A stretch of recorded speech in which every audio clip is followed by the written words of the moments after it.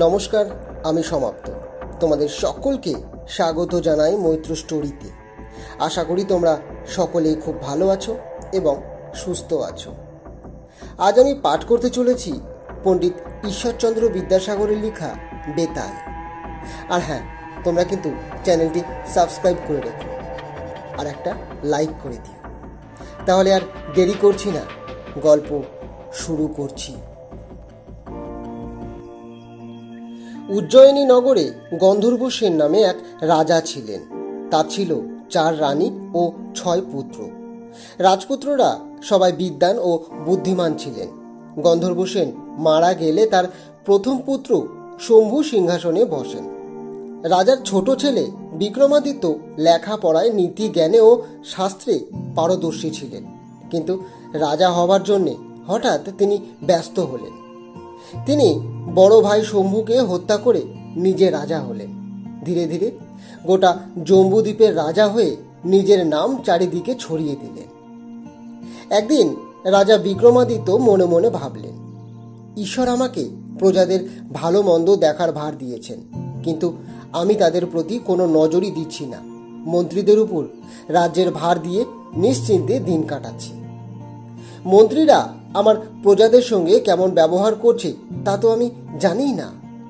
আমার কর্তব্য প্রজাদের সুখ সুবিধা দেখা ও তাদের সঙ্গে মন্ত্রীরা কেমন ব্যবহার করছে তা জানা। এসব ভেবে রাজা বিক্রমাদিত্য তার ভাই ভর্তৃহরির হাতে রাজত্বের ভার দিয়ে সন্ন্যাসীর বেশ ধরে দেশ ভ্রমণে বেরিয়ে পড়লেন। সেই সময় উজ্জয়িনীবাসী এক গরিব ব্রাহ্মণ কঠোর তপস্যা করছিলেন। দেবতা খুশি হয়ে ব্রাহ্মণকে একটা অমর ফল দেন ও বলেন, এ ফল খেলে মানুষ অমর হবে। ব্রাহ্মণ খুশি হয়ে ব্রাহ্মণীকে এ কথা বলে দেন। ব্রাহ্মণী এই অমর ফলের কথা শুনে খুব রেগে যান ও তিনি বলেন, আমরা গরিব, দুবেলা খাওয়া জোটে না, আমাদের অমর হয়ে কি লাভ? দিন রাত তো এভাবেই যন্ত্রণা ভোগ করছি আমরা, তার চেয়ে মরে যাওয়া অনেক ভালো। আর তুমি কেন অমর হতে চাইছো? বইয়ের এইসব কথা শুনে ব্রাহ্মণ বললেন, আমি কি বোকা? কোনো ভাবনা চিন্তা না করে এ ফল আমি নিয়েছি। এখন তুমি বলো, কি করব আমি এ ফলের? ব্রাহ্মণী বলল, এই ফল তুমি রাজা ভর্তৃহরিকে দিয়ে তার বদলে অর্থ নিয়ে এসো, তাহলে আমাদের সংসারের অভাব দূর হবে। ব্রাহ্মণের কথা মতন ব্রাহ্মণ সোজা রাজার কাছে গিয়ে হাজির হলেন এবং রাজাকে অমর ফলের গুণের কথা বললেন আর বললেন, মহারাজ, আপনি ফলের বিনিময়ে আমাকে কিছু অর্থ দিন। তাছাড়া আপনি অমর হলে রাজ্যের মঙ্গল হবে মহারাজ। রাজা ভর্তৃহরি সব শুনে ফলটি নিলেন ও ব্রাহ্মণকে প্রচুর টাকাও দিলেন। রাজা ভাবলেন, আমার এই ফল দিয়ে কি হবে, তার চেয়ে ফলটা রানীকে দেওয়াই ভালো। তিনি রানীর মহলে গিয়ে বললেন, রানী, এই ফলটা তুমি খাও, তাহলে তুমি অমরত্ব লাভ করবে। রানী খুশি হয়ে ফলটা নিলেন। এদিকে রানীর প্রিয় পুত্র ছিলেন উজ্জয়িনীর নগরপাল, তাই তিনি অমর ফলটি তার প্রিয় পুত্রের হাতে তুলে দিলেন। এই নগরপালের আবার একজন বীরাঙ্গনা প্রিয়তমা ছিল। নগরপাল এই ফলটি বীরাঙ্গনার হাতে তুলে দিলেন। বীরাঙ্গনা অমর ফলটি হাতে পেয়ে ভাবল, এই ফল খেয়ে অমর হওয়া আমার কাছে খুবই কষ্টকর, তার চেয়ে এই ফলটি রাজাকে দেওয়াই ভালো। রাজা চিরজীবী হলে প্রজাদের মঙ্গল হবে। এ কথা ভেবে বীরাঙ্গনা ফলটি নিয়ে রাজার কাছে গেল ও বলল, মহারাজ, এ ফলটি আপনি গ্রহণ করুন মহারাজ। এ ফলটি খেলে মানুষ অমর হয়, এটা আপনারই যোগ্য মহারাজ। রাজা ভর্তৃহরি বীরাঙ্গনার হাতে অমর ফলটি দেখে চমকে উঠলেন। রাজা ফলটি নিয়ে তাকে পুরস্কার দিয়ে বিদায় দিলেন। রাজা ভাবতে লাগলেন, এই ফলটি কি করে বীরাঙ্গনার হাতে পৌঁছলো? তিনি ফলটা নিজের হাতে রানীকে দিয়েছিলেন, তার থেকে ওটা কি করে বীরাঙ্গনার হাতে পৌঁছলো? তিনি গোপনে সব কথা জানতে পারলেন, মনে মনে কষ্টও পেলেন। রাজা মূল কথা জানার জন্য রানীর মহলে গিয়ে রানীকে জিজ্ঞেস করলেন, রানী, তোমাকে যে ফলটা দিয়েছি তা কি করেছো তুমি? রানী বললেন, সে তো আমি খেয়ে ফেলেছি। মিথ্যে কথা শুনে রাজা খুব রেগে গেলেন এবং ফলটি দেখালেন। রানী আর কিছু বলতে পারলেন না, চুপ করে রইলেন।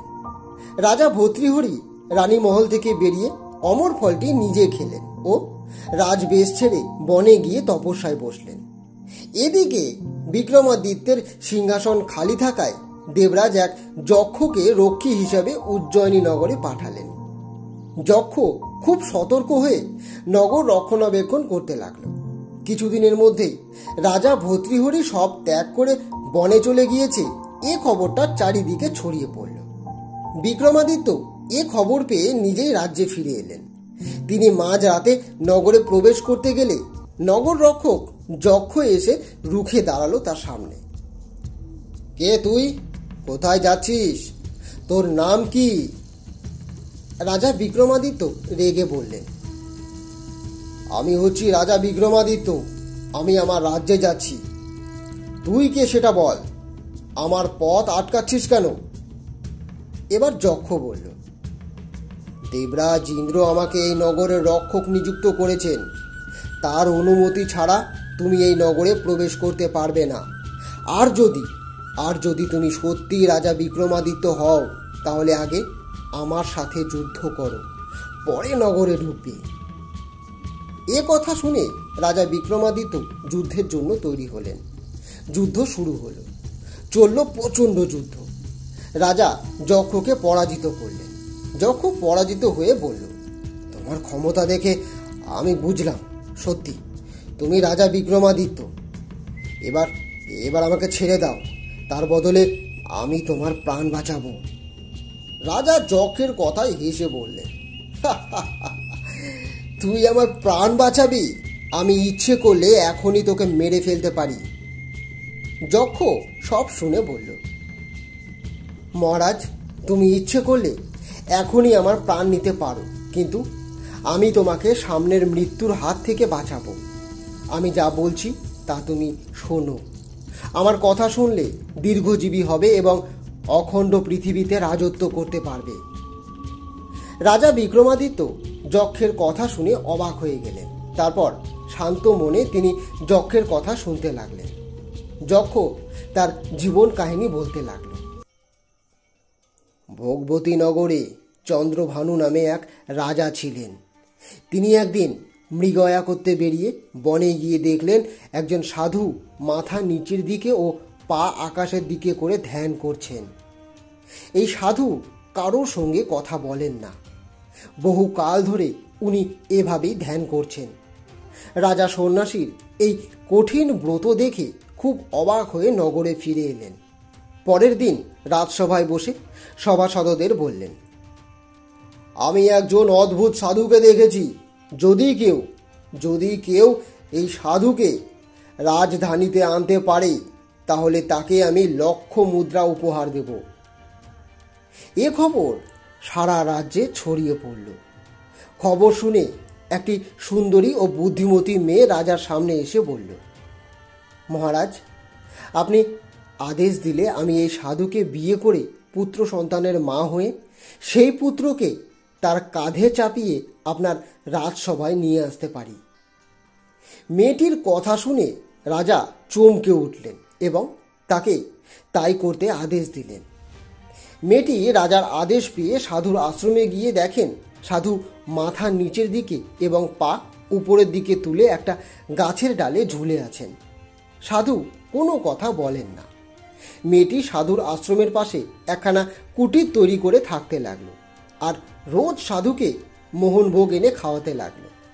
সাধু রোজ মোহনভোগ খেয়ে শরীরে একটু বল পেলেন। গাছ থেকে নেমে বীরাঙ্গনাকে জিজ্ঞেস করলেন, কে তুমি? এই নির্জন বনে কেন এসেছো? মেয়েটি বলল, আমি দেবকন্যা, দেবলোকে তপস্যা করি। আমি তীর্থ করতে এসে এই ভারতবর্ষে এসেছি। এখানে কুটির তৈরি করে রয়েছি।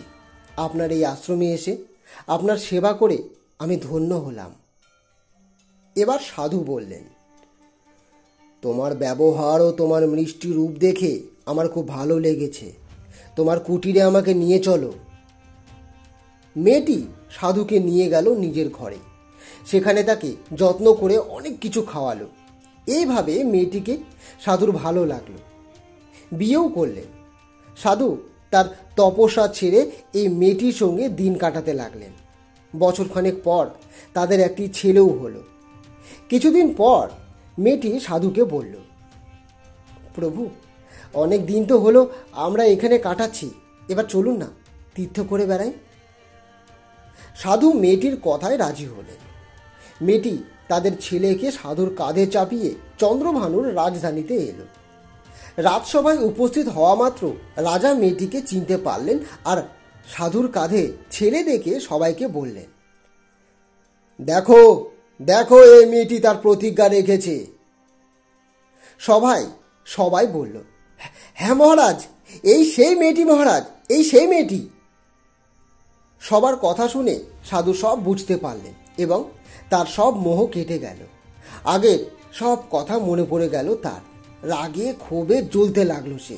বুঝলেন এ রাজা ঐশ্বর্যের অহংকারে ধর্মজ্ঞান হারিয়ে ছলনা করে তার সাধনা ভঙ্গ করেছে। নিজেকে ধিক্কার দিতে দিতে সাধু কাঁধ থেকে ছেলেকে ছুঁড়ে ফেলে দিয়ে ওখান থেকে একটা বনে গিয়ে ফের ধ্যানে বসলেন। কিছুদিন পর সাধু চন্দ্রভানুকে কৌশলে হত্যা করলেন।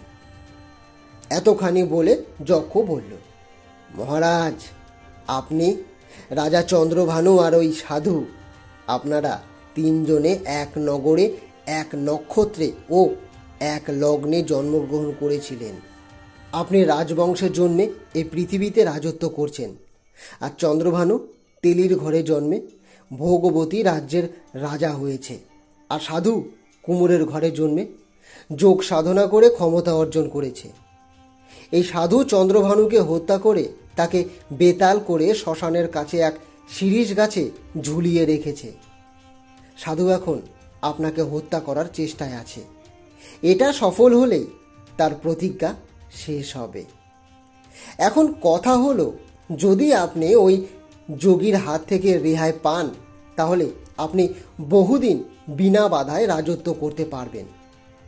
যক্ষ তারপর বলল, আপনাকে আমি সব জানিয়ে দিলাম, এবার থেকে আপনি সাবধান হন। এই বলে যক্ষ তার নিজের জায়গায় চলে গেল। এই সব কথা শুনে রাজা বিক্রমাদিত্য মনে মনে একটু ভীত হয়ে নানা কথা চিন্তা করতে করতে রাজপ্রাসাদে গেলেন। পরদিন সকালে রাজসভায় গিয়ে সিংহাসনে বসলেন। সভাসদ প্রজারা সবাই এতদিন পর রাজাকে দেখে খুব আনন্দ পেল। রাজা বিক্রমাদিত্য মনের সুখে রাজ্য শাসন ও প্রজা পালন করতে লাগলেন। একদিন শান্তশীল নামে এক সন্ন্যাসী রাজসভায় এলেন। রাজাকে আশীর্বাদ করে একটি ফল দিলেন। রাজার সঙ্গে কিছুক্ষণ কথাবার্তা বলে একসময় তিনি চলে গেলেন।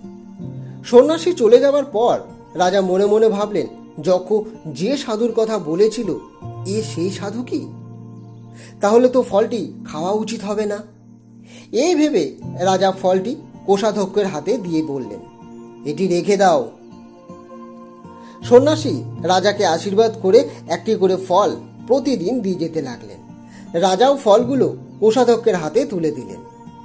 একদিন সন্ন্যাসীর হাত থেকে ফলটি নিতে গিয়ে রাজার হাত থেকে ফলটি মাটিতে পড়ে ফেটে গেল, আর তা থেকে একটা অপূর্ব রত্ন বের হলো। রাজা এই রত্নটি দেখে অবাক হয়ে গেলেন। রাজা সাধুকে জিজ্ঞেস করলেন, প্রভু, আপনি কি জন্য এই রত্নগর্ভ ফল আমাকে দিলেন?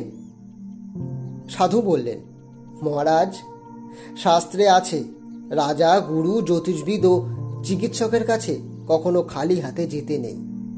যার জন্য আমি এই ফলটি এনেছি। শুধুমাত্র এই ফলটির মধ্যে যে রত্ন আছে তা কিন্তু নয়। আপনাকে এতদিন যত ফল দিয়েছি সবগুলোর মধ্যেই একটি করে এমন রত্ন ছিল। এ কথা শুনে রাজা কোষাধ্যক্ষকে ডেকে অন্য ফলগুলো আনতে বললেন। তারপর সব ফল ভেঙে একটি করে রত্ন পেলেন। অনেকগুলো দামি রত্ন পেয়ে রাজা খুব খুশি হলেন। তিনি মণিকারদের ডেকে রত্নগুলো দিয়ে বললেন, প্রত্যেকটি রত্নের মূল্য কত হবে ঠিক বলে দাও আমায়। মণিকার সব রত্ন পরীক্ষা করে বলল, মহারাজ, এসব রত্ন খুব দামি আর মূল্যবান। প্রত্যেকটির মূল্যই কোটি কোটি টাকা। এসবই অমূল্য রত্ন মহারাজ। রাজা মণিকারকে অনেক উপহার দিয়ে বিদায় করলেন। তারপর সন্ন্যাসীকে তার সিংহাসনে বসিয়ে বললেন, প্রভু, আপনি যে রত্নগুলো আমাকে দিয়েছেন তার দাম আমার এই সাম্রাজ্যের থেকেও অনেক বেশি। আমার জানতে ইচ্ছে করছে, আপনি সন্ন্যাসী হয়ে এসব অমূল্য রত্ন কোথা থেকে পেলেন? তাছাড়া এসব রত্ন আপনি আমাকেই বা কেন দিচ্ছেন?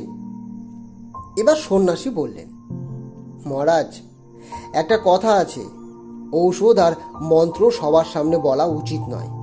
যদি অনুমতি দেন তাহলে নির্জনে গিয়ে বলতে পারি। তাছাড়া নীতিবিদরা বলেন, মন্ত্র অন্য কানে গেলে তা অপ্রকাশিত থাকে না, বরং কাজের ক্ষতি হয়। 4 জন জানতে পারলে জানাজানি হয়, কিন্তু কার্যসিদ্ধ হয় না। আর 2 জনের কথা মানুষ তো দূরে থাক, স্বয়ং ব্রহ্মাও জানতে পারেন না। এ কথা শুনে রাজা সন্ন্যাসীকে নিয়ে নির্জনে গেলেন আর বললেন, প্রভু, আপনি আমাকে এত রত্ন দিলেন, কিন্তু একদিনও আমার গৃহে খেলেন না। এতে আমি খুবই লজ্জিত প্রভু। প্রভু, আপনার যদি আমাকে দিয়ে কোনো উপকার হয় তাহলে তাহলে আমায় বলুন প্রভু, আমি প্রাণ দিয়ে রক্ষা করব। সন্ন্যাসী বললেন, মহারাজ, গোদাবরীর তীরে এক শ্মশানে আমি মন্ত্রসিদ্ধ করব বলে ঠিক করেছি। এটা করতে পারলে আমি অনেক ক্ষমতা লাভ করব।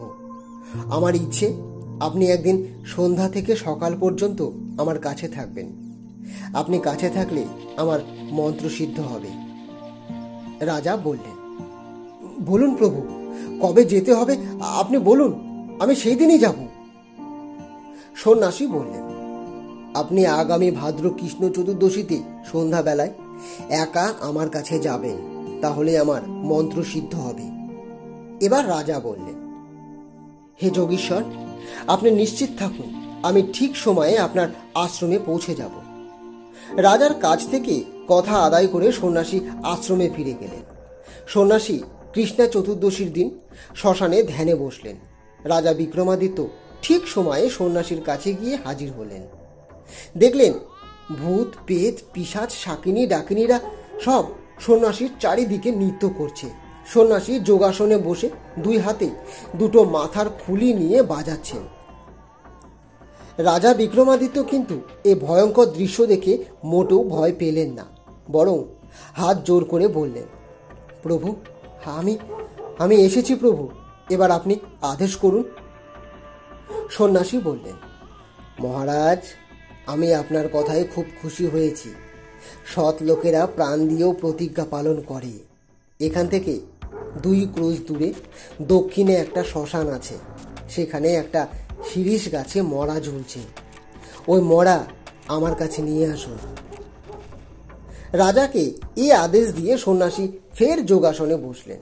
ঘুটঘুটে অন্ধকার, মুষলধারে বৃষ্টি পড়ছে, ভূত পেতেরা সব চিৎকার করছে। এই রকম পরিবেশেও রাজা ভয় পেলেন না। তিনি ঠিক শ্মশানে গিয়ে পৌঁছলেন। সে কি ভয়ঙ্কর শ্মশান! ভূতেরা সব জীবন্ত মানুষ ধরে খাচ্ছে, ডাকিনীরা শিশুগুলোকে চিবিয়ে চিবিয়ে খাচ্ছে, শিরীষ গাছের শিকড় থেকে পাতা ডাল পর্যন্ত জ্বলছে, আর চারিদিক থেকে ভয়ঙ্কর সব আওয়াজ।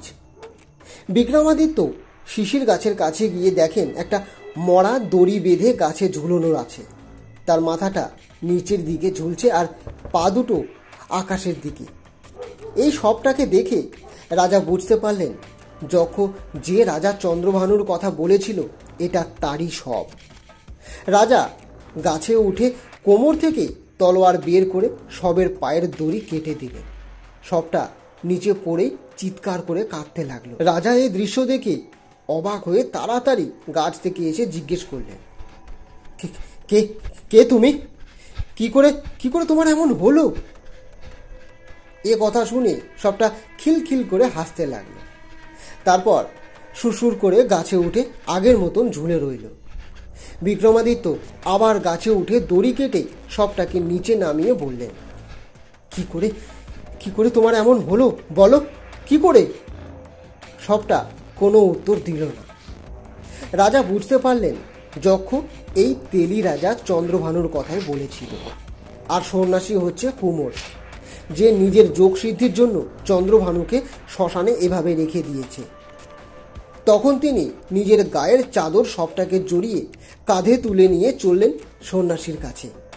সবে পা বাড়িয়েছে এমন সময় সবটা বলে উঠল, মানে বেতাল বলে উঠল, তুমি কে বীর পুরুষ? আমাকে কোথায় নিয়ে যাচ্ছ? বিক্রমাদিত্য বললেন, আমি বিক্রমাদিত্য, শান্তশীল নামে এক সন্ন্যাসীর আদেশ মতন তোমাকে তার আশ্রমে নিয়ে যাচ্ছি। বেতাল বলল, মহারাজ, মূর্খরা, বোকারা আর কুড়েরা সব মুখ বুঝে পথ চলে, আর যাদের জ্ঞান বুদ্ধি আছে তারা নানা রকম ভালো কাজ করতে করতে ও ভালো কথা বলতে বলতে রাস্তা পার হয়। এবার আমি তোমাকে কয়েকটা গল্প বলবো। প্রত্যেক গল্প শেষ করে একটা করে প্রশ্ন করব। যদি প্রশ্নের সঠিক উত্তর দিতে পারো তাহলে আমি আবার কাছে ফিরে যাব, আর যদি না পারো, মানে ভুল উত্তর দাও, তাহলে তোমাকে মরতে হবে। রাজা বিক্রমাদিত্য বললেন, ঠিক আছে, তাই হবে।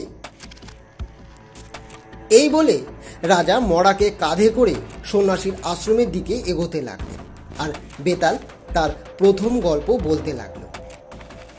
বহু যুগ আগে বারাণসী রাজ্যে প্রতাপ মুকুট নামে এক রাজা ছিলেন। রাজার এক রানী ও বজ্র মুকুট নামে এক ছেলে ছিল। বজ্র মুকুট ছিল রাজা রানীর চোখের মণি। রাজপুত্রকে তারা খুব ভালোবাসতেন। একদিন রাজপুত্র বজ্র মুকুট তার বন্ধু মন্ত্রীপুত্রকে নিয়ে শিকারে বের হলেন।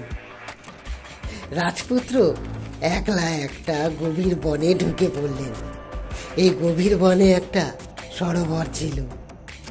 রাজকুমার সেখানে পৌঁছে দেখলেন সরোবরে হাঁস ও বক ঘুরে বেড়াচ্ছে। মৌমাছিরা ফুলের মধু খাচ্ছে। চারদিকে কত সুন্দর গাছপালা, ফল ফুলে সব সাজানো। কোকিল ও অন্যান্য পাখি গান গাইছে। এসব সুন্দর পরিবেশে ঘুম এসে যায় তার। রাজকুমার ঘোড়াকে একটা গাছে বেঁধে রেখে নিজে সরোবরে স্নান করলেন। শিব মন্দিরে গিয়ে পুজোও করলেন। তারপর মন্দির থেকে বেরিয়ে এলেন। সেই সময় এক রাজকন্যা তার সখীদের সঙ্গে সরোবরে এলেন। সরোবরে স্নান করে মন্দিরে পুজো সেরে তারা গাছের ছায়ায় ঘুরে বেড়াতে লাগলেন। এই সময় রাজকুমার রাজকন্যাকে দেখে মুগ্ধ হয়ে গেলেন। এদিকে রাজকুমারীও রাজকুমারকে দেখে মুগ্ধ হলেন। রাজকুমারকে দেখিয়ে নিজের খোপা থেকে একটা পদ্ম ফুল খুলে হাতে নিয়ে তারপর সেটা কানে ছোঁয়ালেন। আবার সেটা দাঁতেও কাটলেন। তারপর মাটিতে ফেলে দিলেন। যাবার সময় ফুলটি কুড়িয়ে নিজের বুকে রাখলেন আর রাজকুমারের দিকে তাকিয়ে সখীদের সঙ্গে চলে গেলেন। রাজকুমার এইসব ইঙ্গিতের কোনো মানেই বুঝতে পারলেন না। তবে রাজকুমারীকে তার খুব ভালো লেগেছে। বন্ধু মন্ত্রীপুত্রকে তিনি সব কথাই খুলে বললেন। এদিকে রাজকুমারের মন ভালো নেই। সব সময় রাজকন্যার কথাই তিনি ভাবেন। খাওয়া দাওয়া, কাজ কর্ম, আমোদ প্রমোদ কোনো কিছুতেই মন লাগে না। রাজকন্যার একটা ছবি এঁকে তার দিকে তাকিয়ে বসে থাকেন। রাজকুমারের এই অবস্থা দেখে মন্ত্রীপুত্র বলল, এ কি অবস্থা হয়েছে বন্ধু? রাজকুমার বললেন, আমি প্রতিজ্ঞা করেছি ওই রাজকন্যাকে আমি বিয়ে করব। ওকে বিয়ে করতে না পারলে আমি প্রাণ ত্যাগ করব। মন্ত্রীপুত্র খুবই ভাবনায় বললেন। তিনি বললেন, আচ্ছা, রাজকুমারী তোমার সঙ্গে কোনো কথা বলেছেন? বজ্র মুকুট বললেন, না, আমার সঙ্গে রাজকুমারীর কোনো কথাই হয়নি, তবে পদ্ম ফুল দিয়ে তিনি ইঙ্গিত করেছেন। রাজকুমার পদ্ম ফুলের সব কথাই বন্ধুর কাছে খুলে বললেন। সব শুনে মন্ত্রীপুত্র বলল, তাহলে তো সবই বোঝা গেল। রাজকুমার অস্থির হয়ে বললেন, কি কি করে বুঝলে? আমাকে আমাকে বুঝিয়ে দাও, আমাকে সবটা বুঝিয়ে দাও। আমি যে আর ধৈর্য রাখতে পারছি না। মন্ত্রীপুত্র বলল, রাজকুমারীর মাথা থেকে পদ্ম ফুলটি নিয়ে কানে পড়েছেন। তার মানে হচ্ছে তিনি কর্ণাট নগরে থাকেন। দাঁতে ফুলটা কাটার মানে উনি দন্তকাঠ রাজার মেয়ে, আর মাটিতে ফুল ছুঁড়ে ফেলার মানে তার নাম হচ্ছে পদ্মাবতী, আর ফুল বুকে তুলে নেওয়ার মানে উনি তোমাকে বিয়ে করতে চান। এসব শুনে রাজকুমারের মনে খুব আনন্দ হলো। তখন দুই বন্ধুতে মিলে রাজ পোশাক পরে, সঙ্গে অস্ত্র শস্ত্র নিয়ে ঘোড়ায় চড়ে কর্ণাট নগরের দিকে রওনা হলেন। কর্ণাটে পৌঁছে ওরা দেখতে পেলেন রাজবাড়ির সামনে একটা ছোট্ট কুঁড়ে ঘরে একজন বুড়ি বসে আছে। ওরা বুড়ির কাছে গিয়ে বলল, মা, এখানে আমরা ব্যবসা করতে এসেছি, একটু থাকবার জায়গা হবে? বুড়ি ওদের দেখে এবং কথা শুনে খুব খুশি হলেন। তাই তিনি বললেন, হ্যাঁ বাবা, তোমাদের যতদিন ইচ্ছে থাকো, আমার কোনো আপত্তি নেই। বুড়ির কথা শুনে দুই বন্ধু কুঁড়ে ঘরে ঢুকলো ও বুড়ির সঙ্গে গল্প করতে লাগলো। মন্ত্রীপুত্র বলল, আচ্ছা মা, এই বাড়িতে কজন থাকে, আর তোমার সংসার কি করে চলে? তখন বুড়ি বলল, আমার ছেলে রাজবাড়িতে কাজকর্ম করে, আর রাজামশাই আমার ছেলেকে খুব ভালোবাসেন। রাজকন্যা পদ্মাবতীর আমি দাইমা ছিলাম, এখন বুড়ি হয়েছি, তাই বাড়িতেই থাকি। রাজামশাই আমার খাওয়া খরচ সবই দেন। রোজ আমি রাজপ্রাসাদে রাজকন্যাকে দেখতেও যাই। এ কথা শুনে রাজকুমার বললেন, বুড়িমা, তুমি কাল গিয়ে রাজকুমারীকে বলবে, শুক্লা পঞ্চমীতে সরোবরের তীরে যে রাজকুমারকে দেখেছিলে সে তার সংকেত বুঝে এখানে এসেছে। এ কথা শুনে বুড়ি লাঠি হাতে নিয়ে দৌড়ে রাজবাড়ির দিকে রওনা হলো। গিয়ে দেখে রাজকন্যা একা বসে কি সব যেন ভাবছে। বুড়ি রাজকন্যার কাছে বসে বলল, রাজকুমারী, তোমাকে ছোট থেকে মানুষ করছি আমি, এবার তুমি বিয়ে করো। শুক্লা পঞ্চমীতে সরোবরের নিকটে যে রাজকুমারকে তুমি দেখেছিলে তিনি এখন আমার বাড়িতে আছেন। আমাকে দিয়ে তিনি তোমার কাছে খবর পাঠিয়েছেন। এই রাজকুমার রূপে গুণে অতুলনীয়, তোমার যোগ্য পাত্র। এ কথা শুনে রাজকন্যা রেগে বুড়ির গালে চড় মেরে বললেন, এক্ষুনি এ বাড়ি থেকে তুমি বেরিয়ে যাও। বুড়ি রেগে মেগে বাড়ি ফিরে রাজকুমারকে সব কথা খুলে বলল। রাজকুমারের মন খুব খারাপ হয়ে গেল। মন্ত্রীপুত্র বলল, বন্ধু, তুমি মন খারাপ করো না, অত ব্যস্ত হচ্ছ কেন? বুড়িমার গালে 10 আঙ্গুলের ছাপ মানে 10 দিন পরে শুক্লপক্ষের শেষে তোমার সঙ্গে দেখা হবে, আর চিন্তা করো না। শুক্লপক্ষ এলো। বুড়ি এবার রাজকুমারের কাছে গিয়ে রাজকুমারের কথাও বলল। এবার রাজকন্যা বুড়িকে খিড়কি দরজা দিয়ে গলা ধাক্কা দিয়ে বের করে দিল। বুড়ি মনের কষ্টে বাড়িতে গিয়ে রাজকুমারকে সব বলল। রাজকুমার সব শুনে হতাশায় ভেঙে পড়ল। মন্ত্রীপুত্র বলল, বন্ধু, অত ভেঙে পড়ো না।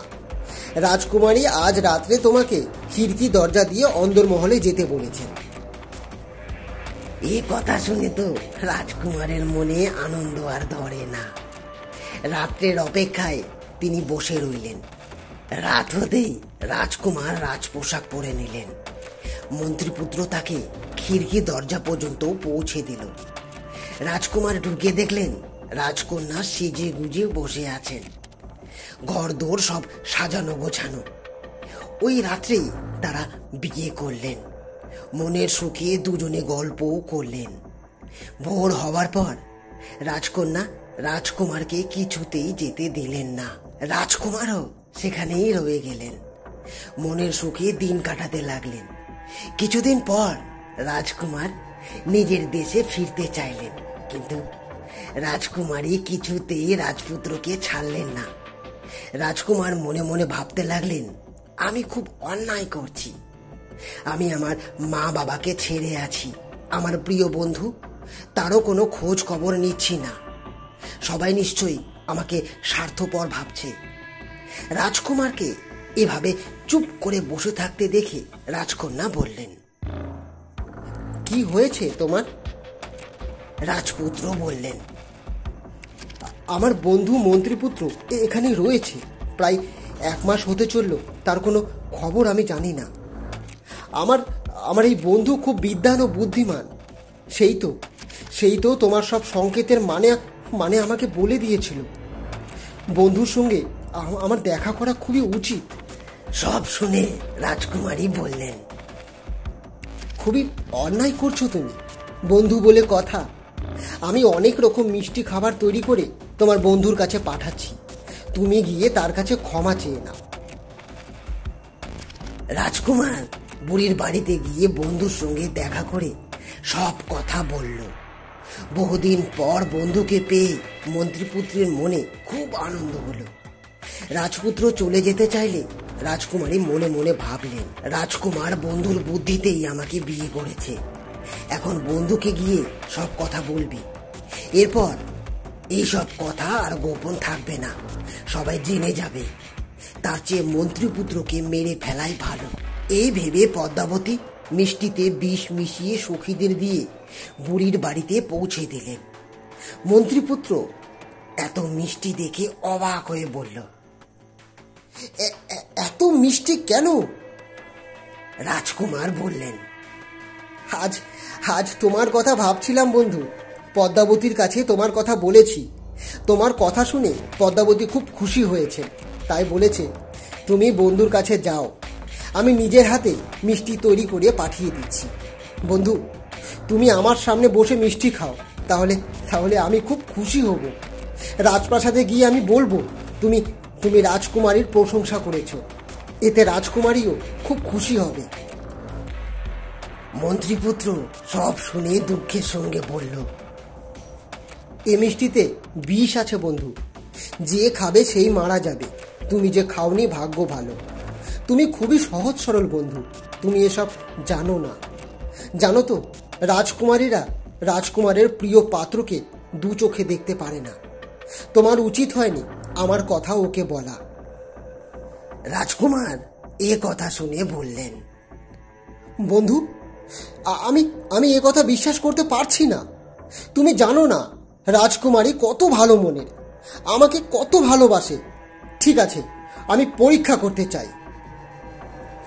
এই বলে রাজকুমার একটা মিষ্টি বুড়ির পোষা বিড়ালকে দিলেন।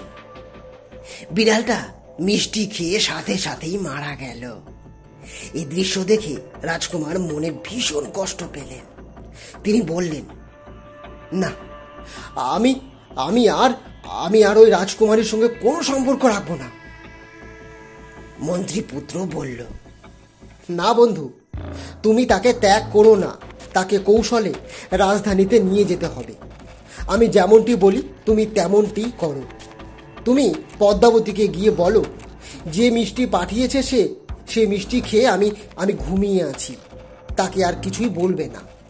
তারপর আজ রাত্রে যখন রাজকুমারী ঘুমিয়ে পড়বে, তখন তার গা থেকে সমস্ত গয়না খুলে নিয়ে একটা পুটুলিতে বেঁধে নেবে। তারপর তার বা পায়ে একটা ত্রিশূলের চিহ্ন এঁকে দিয়ে তুমি চলে আসবে। পরদিন রাজকুমার মন্ত্রীপুত্রের কথা মতন সব করে বুড়িমার ঘরে ফিরে এলো। মন্ত্রীপুত্র এক সন্ন্যাসী সেজে শ্মশানে গেল আর রাজপুত্রকে শিষ্য করে বলল, তুমি এই গয়নাগুলো রাজবাড়ির কাছে কোনো স্বর্ণকারের নিকট বিক্রি করো। যদি কেউ রাজকুমারীর গয়না চিনে তোমাকে চোর বলে, তাহলে তাকে আমার কাছে নিয়ে আসবে। রাজকুমার স্বর্ণকারের কাছে গয়না বিক্রি করতে গেলেন। স্বর্ণকার এইসব গয়না দেখে চমকে উঠে বলল, এই গয়নাগুলো কিছুদিন আগে রাজকুমারীকে আমি তৈরি করে দিয়েছি। এই গয়না তোমার হাতে এলো কি করে? রাজকুমারকে স্বর্ণকার চোর ভাবতে লাগলো। এদিকে ভিড়ও জমে উঠল। নগর রক্ষক এসে রাজকুমার আর স্বর্ণকারকে বন্দি করল। রাজকুমার বললেন, এই বিষয়ে আমি কিছুই জানি না। আমার গুরুদেব সব জানেন। তিনি শ্মশানে আছেন। তিনি আমায় এইসব বিক্রি করতে দিয়েছেন। চলুন, তার কাছে চলুন, তাহলে সবটা প্রমাণ হয়ে যাবে। নগর রক্ষক শ্মশানে গিয়ে সন্ন্যাসী বেশি মন্ত্রীপুত্র ও শিষ্য রাজপুত্রকে ধরে বন্দি করে রাজার কাছে নিয়ে গেলেন। রাজা পদ্মাবতীর গয়না দেখে ছদ্মবেশী সন্ন্যাসীকে নির্জনে নিয়ে গিয়ে বললেন, এসব তুমি কোথায় পেয়েছো? মন্ত্রীপুত্র বলল, আমি একদিন কৃষ্ণ চতুর্দশীর রাত্রে নগরে শেষ প্রান্তে শ্মশানে বসে ডাকিনী সিদ্ধ মন্ত্র জপ করছিলাম। সেই মন্ত্রের প্রভাবে এক ডাকিনী এসে তার গা থেকে সমস্ত গয়না খুলে দিয়ে চলে যায়। আমি ওর বা পায়ে যোগসিদ্ধি প্রমাণ হিসেবে ত্রিশূলের চিহ্ন এঁকে দিয়েছি। এসব তারই গয়না মহারাজ। রাজা সঙ্গে সঙ্গে অন্দরমহলের লোক পাঠিয়ে খোঁজ নিলেন রাজকুমারী পদ্মাবতীর পায়ে কোনো ত্রিশূলের চিহ্ন আছে কিনা। রানী এসে বললেন, হ্যাঁ মহারাজ, পদ্মাবতীর পায়ে ত্রিশূল আঁকা আছে। এ কথা শুনে মহারাজ ভীষণ ক্ষেপে গেলেন। তিনি বললেন, এই মেয়েকে রাজবাড়িতে রাখা উচিত নয়। ওকে এক্ষুনি বনবাসে পাঠানো উচিত। এই মেয়ে থাকলে রাজ্যের অমঙ্গল হবে।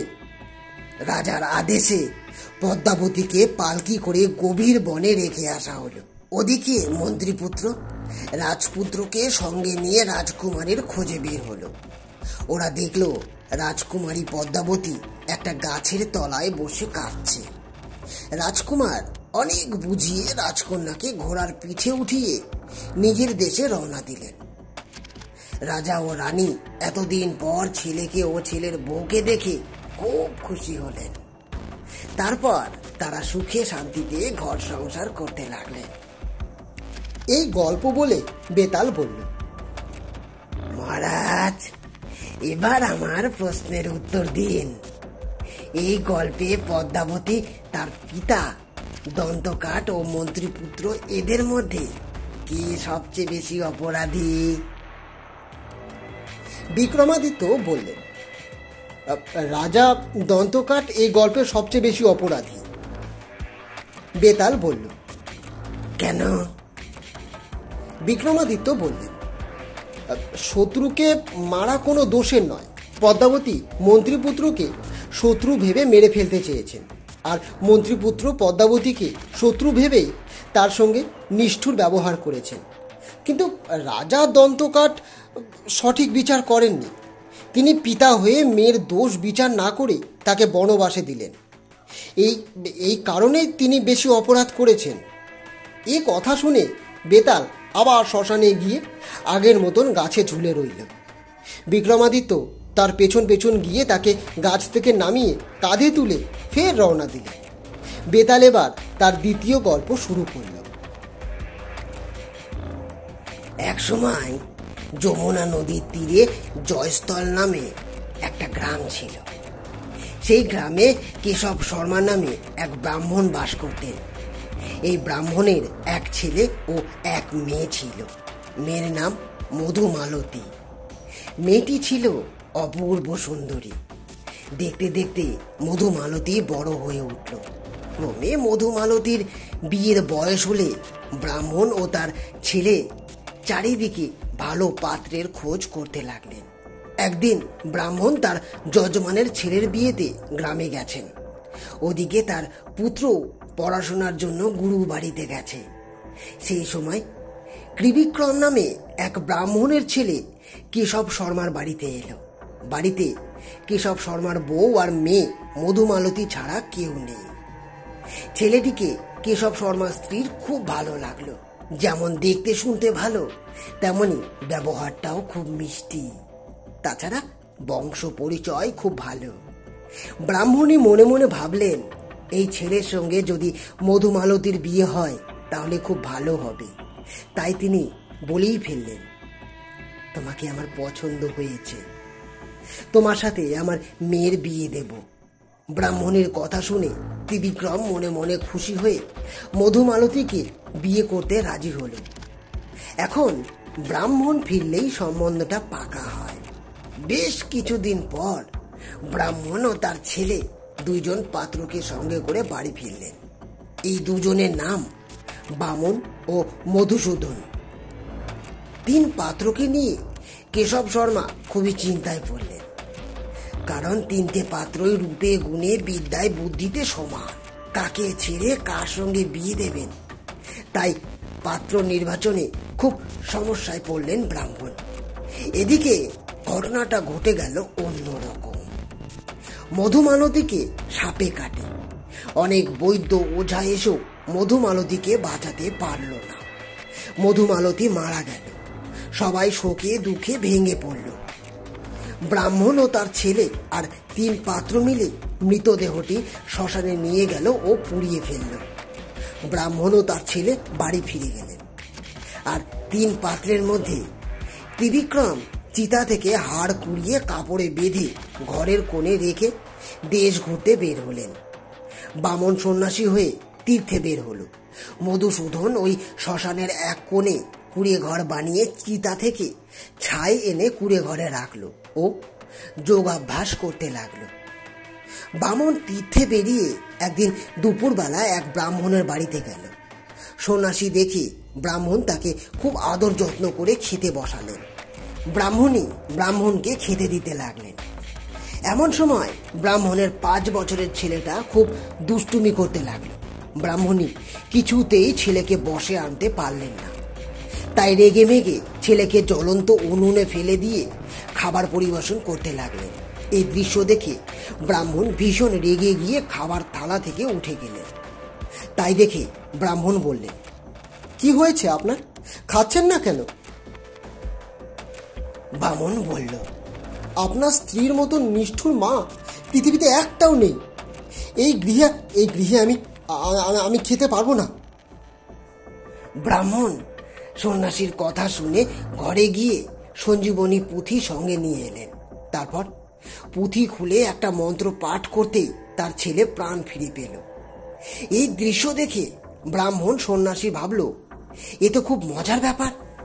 এই পুঁথিতে মৃত সঞ্জীবনী মন্ত্র আছে।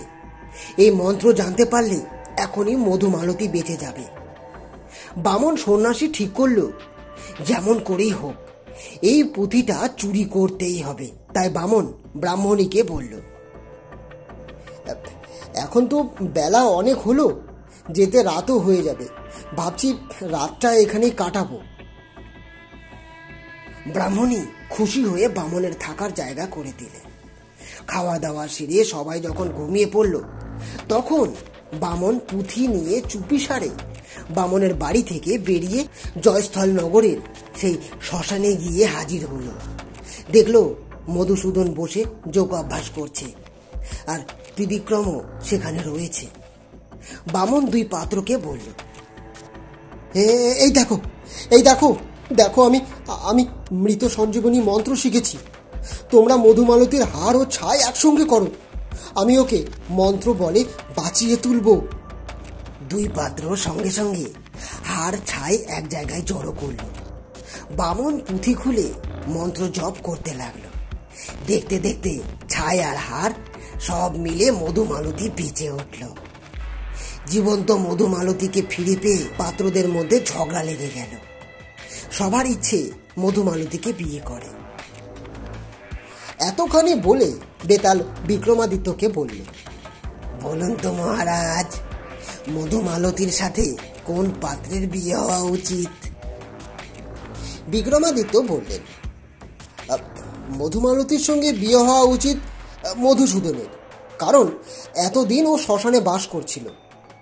বেতাল বলল, যদি ত্রিবিক্রম হার সংগ্রহ করে না রাখতো আর আর বামন যদি সঞ্জীবনী মন্ত্রের পুঁথি না না জোগাড় করতে পারতো, তাহলে কি মধুমালতী বাঁচত?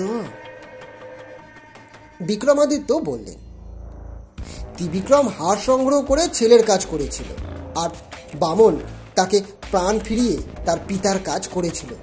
সুতরাং তাদের সঙ্গে মধুমালতীর বিয়ে হতে পারে না। আর মধুসূদন ছাই সংগ্রহ করে পাতার কুড়ে ঘর বেঁধে শ্মশানেই অপেক্ষা করেছে। সুতরাং তারই সঙ্গে মধুমালতীর বিয়ে হওয়া উচিত। এই উত্তর শুনে বেতাল শ্মশানে ফিরে গিয়ে আবার আগের মতন ঝুলে রইল।